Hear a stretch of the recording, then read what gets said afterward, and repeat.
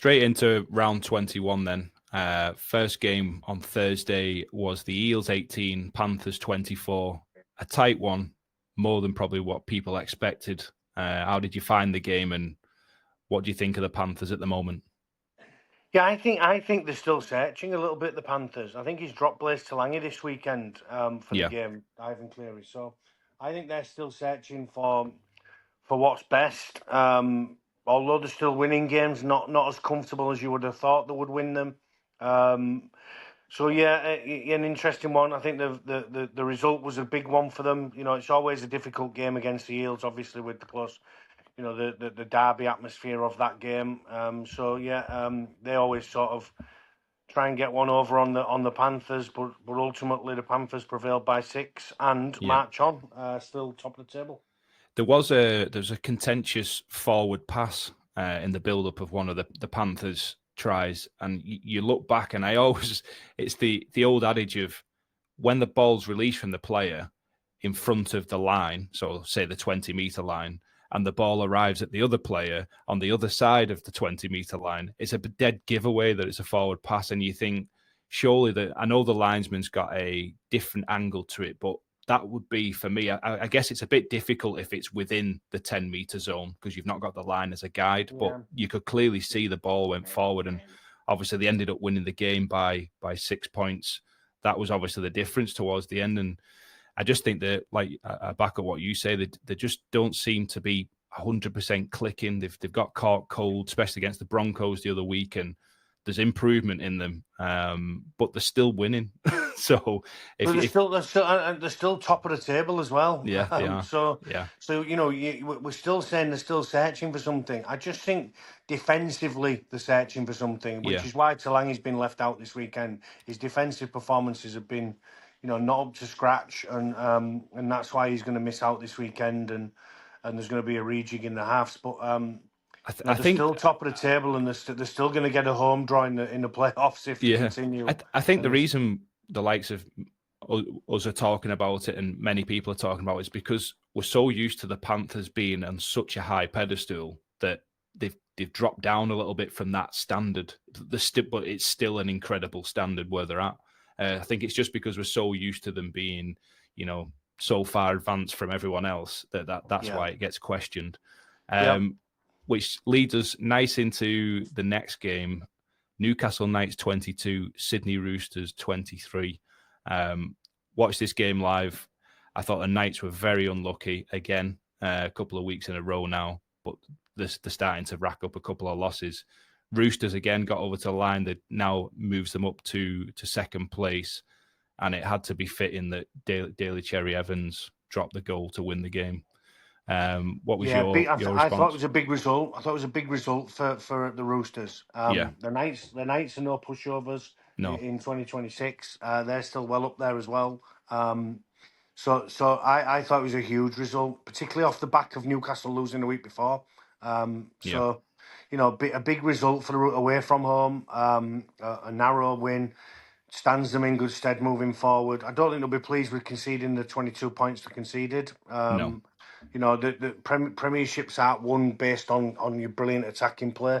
They're very much won on a solid defensive unit. So, a big result. Teddy, phenomenal again, 3 tries.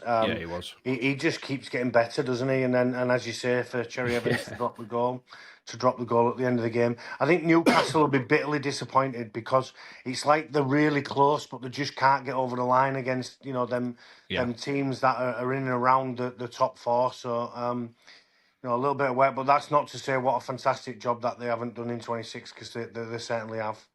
Yeah, the first bit on that as well, Kalen Pong got injured again. He didn't play.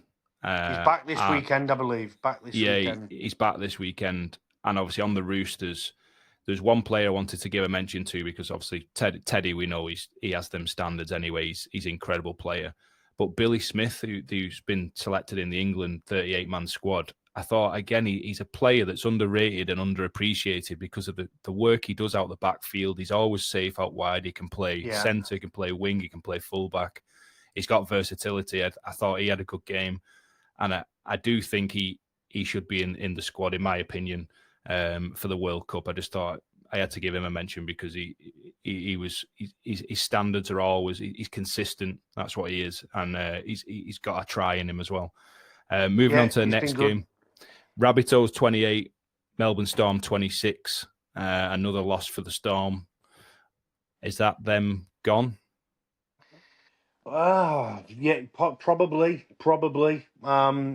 I just think they're missing too many big players. You look at Munster missing. Harry Grant missing now. So I just think that's a big one. Huge. So it was a big win for the Rabbitohs. A big win. Yeah. I don't think many predicted that the win. No. I gave them a chance. Certainly gave them a big chance. I thought the Rabbitohs were good. Just an honorary mention, the Falogo try, was a brilliant try off the offload where he goes through, turns Matt Duffy inside out. Tuafalongo, he's scored a few of them this year. Yeah. One of them that sticks out to me, I can't remember the opponent, but he took the kick off and it only went 10 metres and he ran the full length. They ended up getting hammered in that game, but that was the standout for me that he'd done that, because you never really see that anymore. But I mentioned to the Rabbitohs that they were missing some big players themselves. Cam Murray was missing. Obviously, Latrell, we know, was missing. There's a couple of others as well. There's another big name that has escaped me. And they've managed to get that win over the line without some of their leaders, some of their strike players. So, hats off to him. And apart from Matt Duffy getting done on that try, I thought he had a fantastic game, to be fair to him. If you look at his career, where it was at possibly 12 months ago, he'd been dropped out the Warrington side. I don't know the actual timeline, but at some point he was dropped out the Warrington side. They didn't know what was going to happen with an extension. Found himself without a club, and he's now playing in the NRL in the one jersey for the Rabbitohs. So you've got to take your hat off to him, whether you like him or you don't. He's done very well for himself in that sense. Yep, absolutely. I couldn't agree more. Setbacks obviously don't define you. It's the way you come back from them, and he's certainly come back from his. Yes. The final game on Saturday, it might have been the middle game, my apologies. Raiders 56, Tigers 10. Javon Andrews made his debut, obviously, because we spoke earlier about Adam Dewey. Yeah. He wasn't in the side. He refused to play. So Javon Andrews made his debut at 7. And for the Raiders, Matty Nicholson finally made a return after his knee reconstruction. I love him as a player, Matty Nicholson. Yeah. I thought he was fantastic over here, and that was a devastating injury when that happened. But it was nice to see him run onto that pitch to a very good reception as well. He seems to be loved over in Canberra. I think he started the season really well, Matt, Dan, didn't he? Did Matt Nicholson? I thought his injuries are always part and parcel of the game. Such a serious one is what's put him back until this round, where he's come back in round 20. So nice to see him back out there. Nice to see the Raiders win. The Tigers are done. They're absolutely done. It's 2027 now. There's no question about that. Yeah. It's not easy for Javon to come into that team when Dewey's refused to play and the Luai situation and everything else. He was probably always on a hiding to nothing. But the Raiders are making somewhat of a late strike for the 8, in my opinion. Yes. Have they left it too late? Time will tell. But a huge win over the Tigers last weekend. Yeah, it was. And, take nothing away from the Raiders. They can only play what's in front of them. Blake Laurie as well scored a hat-trick. He was fantastic. Thought he had a very good game. But yeah, Raiders, another win in the bag. We've just got to see how they round out, but they've got a difficult game this week. I actually seen it earlier. I can't remember who they're playing now, but they've got a very difficult game this week. So if they can back it up this week, they could potentially make a late run for the 8. But like you said, I think they may have left it a little too late. Game after that was the Bulldogs 18, New Zealand Warriors 6. I did tip the Bulldogs in this one purely for the fact I feel like they themselves, just like the Canberra Raiders, they're making a late charge. They're only 2 points off the 8 now, and myself included wrote them off a few weeks ago that they wouldn't get anywhere near the 8, and they just seem to be Stephen Crichton again, back in the halves, man of the match. I thought he was fantastic, and Connor Tracy as well. and obviously the young lad Galvin, who's copped a lot of stick. He had a good game as well. But Stephen Crichton, he's on another level at the moment. Yeah, just going. I think his wife just gave birth to the child as well the day before the game. I had another one. I'll say Viliame Kikau's huge for the club. I saw that, the try he puts on a plate for Crichton. I know Crichton throws a dummy at the end of it on Watin Zelezniak, but the left foot step, the offload, which is a basketball pass, poetry in motion for me. But yeah, they look strong, the Dogs, and to concede only 6 to a team which was sat second in the competition before the weekend started, is no mean feat. That's big. Now you mentioned that, that's massive for the Warriors that they've slipped out of that top 2 spot. Yeah, because obviously you get the home final for game, week 1 of the playoffs. Do you see them regaining the second place back, the Warriors, or do you think they're going through a bit of a turmoil no, position? I think they still can. I think they still can. I think that was a damaging loss for them away from home. But there's, the Dogs have, as I said, had a couple of players returning. The Kikau return is huge for the Canterbury Bulldogs. Yeah, Crichton back in the halves. Tracy playing better stuff. He looks like he's gotten over 1 or 2 injuries that he probably had earlier on in the season, which is why we judge players, and we judge them probably harshly. I think Connor Tracy's been playing with numerous injuries or niggles. So the Dogs were good. I don't think the Warriors have lost a chance of finishing in the top 2. There's some big games to go on the running before playoffs begin, but the Warriors will be smarting from that. There's no question. The following game, Cowboys 18, Broncos 10. Broncos couldn't back up. Where do you see the Cowboys, and are the Broncos finished now? They had to win everything. I didn't think the Broncos would make the 8 after the last couple of weeks. No. I know they beat Penrith, and I understand that was a big result. But backing up and being consistent is the most important thing, and they haven't been that all year. So No. I don't see you finding that at the end of the season. And if you do find it, Dan, and you make a late charge to get in the playoffs, your playoffs have already been run before you got in there. Yeah. You end up getting in there off the back of what you consider is a 6-game mini playoff run where you've got to win 4 or 5, even 6 out of 6. And if you do that, you spent all your energy getting there. So, I think if there's a team outside the 6, including the Dogs, if they end up getting there, they could have spent that much energy getting in there that they run out of energy when they face a top 4 team who have been cemented up there for the last couple of weeks of a regular season. So, I think that the Cowboys are an interesting one. Because they're in 8th place at the moment. They brought Clifford back in after leaving him out the previous weekend, which was seen as somewhat as a surprise. He makes that last ditch tackle, I think, on Kachoni Staggs or the winger going down the sideline right at the end of the game. It was a big play from Clifford. So, a big result for Toddy Payne and the Cowboys. Paul Whelan's doing a good job down there with Blake Green as well. So he's doing very well. He's actually had a piece written on him. I don't know if it was the Telegraph or it was one of the newspapers over there, and they said how well he's obviously implemented into the squad. Paul Whelan's is, because last year I think they sacked the defensive coach and the attacking coach or the fitness coach. One of them. There was 2 of them that went. And Paul obviously was brought into one of those positions, and they've obviously improved because they're sat 8th in the table at the moment. Obviously, the table's a bit strange over there because you get points for a bye, so you have to go off the wins in effect. But the 2 things I'll mention on the Cowboys in that game, Ruben Cotter was absolutely massive. Yeah. In that he's just natural leader, go forward player, massive in defence, and he galvanises the playing squad. So when he's not on the pitch, you can see there's a difference. Mm-hmm. And the second bit to back you up, the return of Jake Clifford, we both questioned why he wasn't in last week, and it just proves once he's come back in, maybe he did need that break. We don't know him. We're not inside that camp. But the way it looked to me was Tom Dearden's returned, Jake Clifford, you're out now.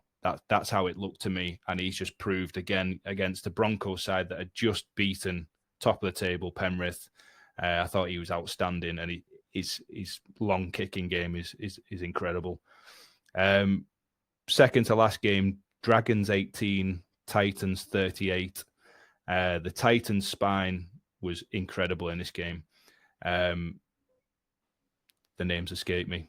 Ollie Pascoe at 9, Campbell at 6, and the young Zane Harrison at 7. All of them played out of the skin in this game, and they have done over the past couple of weeks, to be fair. I think if Coach Hannay can keep this spine together for a good 4 or 5 seasons, I genuinely feel they're going to be playoff bound. That's how highly I rate this spine. They're all young, they're all hungry, and they've all got natural skill. I just thought, I know they were playing bottom of the table Dragons, but in the end, it was a convincing win, 38-18. How did you see it, Paul? Yeah, convincing. I think the Dragons are spent as well. I think they're done for 2026. They're looking to 2027. Obviously, they've got a number of players that are joining their club. But yeah, I agree with you. I think the spine of the Titans is a young, hungry spine that has got a lot of years ahead of them. And you're right, if they can keep them together. If one of the top big clubs don't come and pick one of them off, that's the big worry, isn't it, for anybody? Yeah, it is. That are in the bottom half of the table. So a big result for them, a huge result, keeps them within touching distance. I'm not sure again that they can make it. No, I don't think they will. I'm talking future. I think they are doing a good job to set up for the future. Another thing on the Dragons as well, I forgot to mention it in the NRL news round. Cody Nicarima has actually agreed a 2-year deal from the Dolphins to the Dragons. So their spine next year is going to be Scott Drinkwater at 1, Cody Nicarima at 6, Luke Metcalf at 7, and potentially Connor Watson or Jacob Liddell at the 9 position, and then obviously Connor Watson at dropping at 13 or 14. I think the same again, that the Dragons are going to have a completely different season to what they've had this year, because there's just been an exodus of Deadwood. It's if the gel though, Dan. It's if the gel. It's true. It's okay. It's all right saying you're going to bring in all these superstar players in these positions. Yeah, if the you've gel. You've got to get them to gel and create combinations with back rows and centres. Yeah. If that doesn't happen, then it can go horribly, horribly wrong. I agree, but you must admit that it'd give you more hope and belief, especially as a Dragons fan. But every season you look at hope and belief for the teams that are towards the bottom end of the NRL ladder that are signing players. So there was hope and belief for the Tigers when Jerome Luai was announced, and Galvin was going to be in the halves with him, and then all of a sudden that changes quickly, and it does. Things can change very quickly in the game. Yeah, I think, like you said, if they can get the combinations right, I just think it's a tasty looking spine. And obviously you got all them young forwards that are there as well. They're hungry and from the local area, so I think they'll do a lot better next year, hopefully. Which takes us nicely into the final game. Manly Seagulls 12, Cronulla Sharks 48. Another one where we mentioned it. Well, you mentioned it to me last week that the Fosball honeymoon period is over, completely over. Where did they go, and how did they find it again? Because they've now dropped out of the top 8. They were of talk of a grand final appearance or a top 4 finish only a month ago, and they're now sat in 10th place. Not good for the Manly Seagulls, is it? No, but how good are the Sharks right now? Very true. Off the back of a 66-point win over the Dolphins, another 48 points racked up. They're coming good. I said this last week, and I say it numerous weeks about the Sharks. The big one is when they're in the playoffs. When they're in playoff games, it's about creating playoff intensity rugby league rather than knocking 66 and 48 points against a team. It'd be wonderful if you could do that in every playoff game, but it doesn't happen because everybody's up for them games. But Nico Hines again at the heart of everything with Trindle. Kennedy at fullbacks playing out of his skin. You look at their team and they've got the people around the superstars in the team that are working really hard, and it looks really good for them. So I don't particularly want to go on too much about Manly. Manly have got their own troubles, and the Fosball period's over. The honeymoon period's over. They've got some soul searching to do because they've dropped out the 8 now. There's still a chance of making the 8. There's still a quality rugby league team, but I couldn't be any more complimentary about what Craig Fitzgibbon and the Sharks are doing. Yeah, the Sharks have been incredible. There's a little niche stat as well, and I think you would only know if you were watching the game live. Nico Hines was on fire, and he was, especially with the boot. He made it in that game. I think they scored, was it 6 or 7 tries? He converted all of them. That means he's now kicked 26 successful conversions in a row. The record in the NRL is 35. And there's a bonus point for you if you can name who got the 35 in a row. Hazem El Masri, I want to say. I was not expecting you to get it. Yes, of course. Yeah, It's Hazem El Masri. Hazem El Masri was an unbelievable goal kicker at the Dogs. Yeah, at the Bulldogs. Yeah, I'm all for stats on goal kicks. I think the world record's 37 or 8. Consecutive. Is it? I think Jamie Ellis had an opportunity when he was at Hull KR in the National League in the Championship and missed one from 20 metres out. I was at that game live when he missed it. It was a shocker. No. Well, there was another one as well, wasn't there? Reece Martin, who's the Hull KR guy. When he was at Leeds, he was getting closer to the world record as well, and it was like the same. He was hitting him from out wide everywhere, and I think it was one just to the right of the post, and he sliced it. But yeah, I'm impressed with your knowledge there, Paul. I thought I'd catch you up with the El Masri, but you'll struggle, Dan. You'll struggle. He was an incredible player, though, wasn't he? Hazem El Masri. He was. Absolutely loved him. Absolutely, little pocket rocket. He was, yes. That wraps it up for the NRL results this week. Stick with us, and we're going to get straight into the Super League news.